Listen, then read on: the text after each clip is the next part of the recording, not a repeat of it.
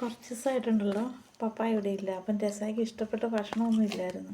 പെഡിഗിരിയും കോഴിയുടെ കാലും അങ്ങനത്തെ സംഭവമൊക്കെ ഉണ്ട്, പക്ഷെ അതൊന്നും അവൾക്ക് ഇഷ്ടമല്ല.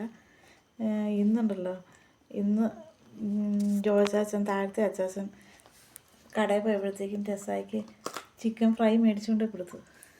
കണ്ടോ, ഭയങ്കര സന്തോഷമായിട്ട് ഇപ്പോൾ ഭയങ്കര കഴിപ്പായി. 2 ദിവസത്തേക്ക്, 2-3 ദിവസത്തേക്കുണ്ട്.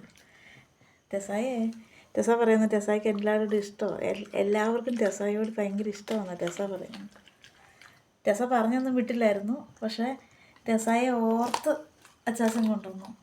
ടെസ, അച്ചാച്ചനോട് ഇഷ്ടമെന്ന് പറഞ്ഞേ. അച്ചാച്ചനോട് ഇഷ്ടമുണ്ട്, അച്ചാച്ചൻ നിന്നോട് ഇഷ്ടമുണ്ട് കേട്ടോ. ടെസായിക്ക് ഇഷ്ടമാണേ. ലവ് യു അച്ചാച്ചാന്ന് പറഞ്ഞേ. ഓ, പല കാര്യങ്ങളും ഇതിനിടയ്ക്ക് ശ്രദ്ധിക്കുന്നുണ്ട്.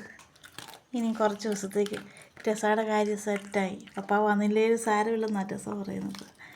അല്ല ടെസായ്ക്ക് ഭക്ഷണം എല്ലാം റെഡി, സെറ്റ്.